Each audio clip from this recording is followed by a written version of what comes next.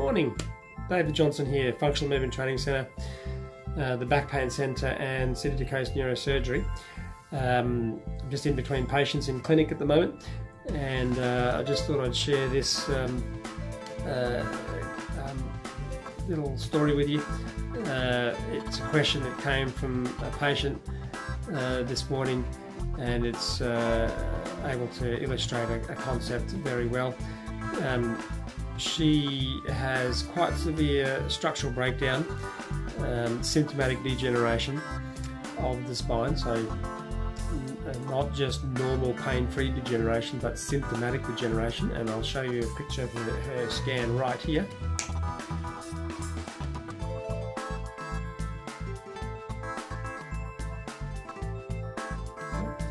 That was her MRI scan cervical spine, and you can see the structural changes on that MRI scan that are causing spinal cord compression. And she asked me, why has this happened to me? I'm, elderly, but how come it hasn't happened to my sister? How come it didn't happen to my mum, my brother?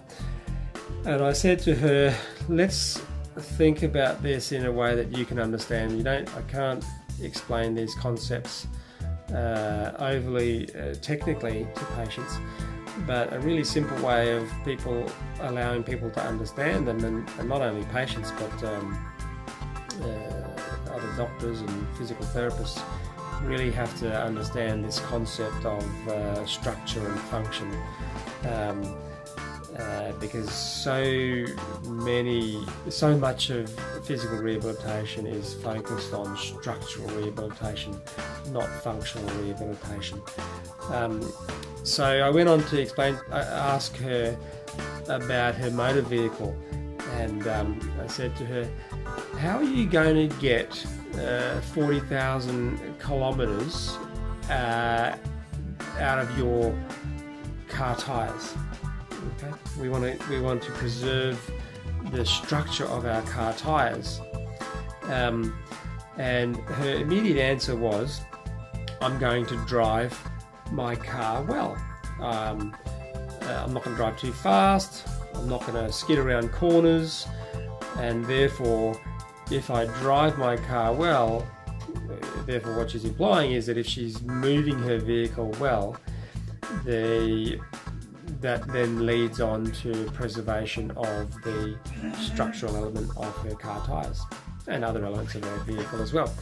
And when she said that, I then explained to her that if she considers her body to be a vehicle, her musculoskeletal system to be her own vehicle, and the musculoskeletal system is really a vehicle, it's one of its primary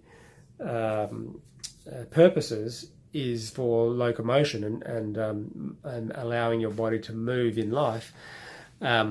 So if we use that same correlation that if we move or drive our body proficiently, then we can also preserve the structural elements that make up our musculoskeletal system. And then she said, well, what do you mean by move my body well? How do I know if I'm moving my body well? And so I went back to the driving analogy. I said, when you're on the road and you're driving your motor car, how do you recognize someone not driving well? You might see them drive through a red light, you might see them ignore a stop sign, you might see them driving too fast. And there's many people out there on the road that are not driving their motor cars well. And if you ask those people, are you a good driver? They probably say yes, or they probably don't recognize that they're not actually a very good driver. And sometimes we need to effectively say to people who are not very good drivers, you should really go back to a driving instructor to learn how to drive your car properly again.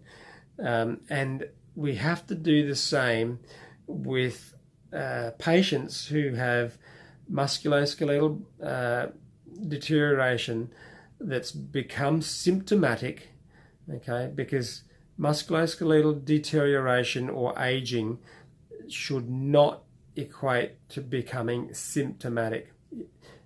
Degeneration is normal, but symptomatic degeneration, or degeneritis for want of a better word, is not normal. And degeneritis, as in my patient this morning, is created primarily by movement dysfunction of her body. Driving her vehicle poorly is the primary factor that creates the symptomatic structural breakdown.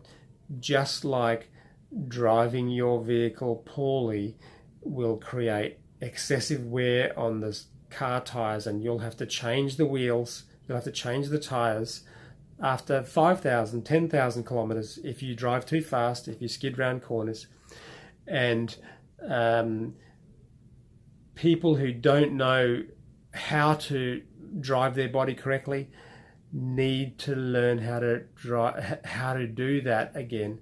And unfortunately, the physical therapy industry is very, very much consumed by just changing the tires, putting new oil in the car, giving the vehicle services that focus on the structural elements. Okay, think about when you go and see a therapist, you get your massage, you get your core strengthening, you get exercises, you get acupuncture, you get Pilates, you get hydrotherapy, you get stretching, you get deep tissue release. This is all very much an entirely structure focused. What we need to transform the community, the global community looking after musculoskeletal and spine health, is for them to understand that actually to make a real difference we need to have people's central nervous system rehabilitated to control the way they're moving optimally. And unfortunately, that's not widely available. And so most patients that I see who have symptomatic degeneration need to do what's called functional and movement therapy. And the program that I'm associated with that does this is called NeuroHab, because we're rehabilitating the central nervous system, and in particular the motor cortex, which is in control of movement. Okay, so that's the big difference between NeuroHab, functional movement therapy, and structure-based physical rehabilitation. They are absolutely chalk and cheese. One is treating the root cause of the problem. One is treating the secondary effects or the secondary symptoms of movement dysfunction. Okay. Hope that makes sense. Signing out. Talk to you next time.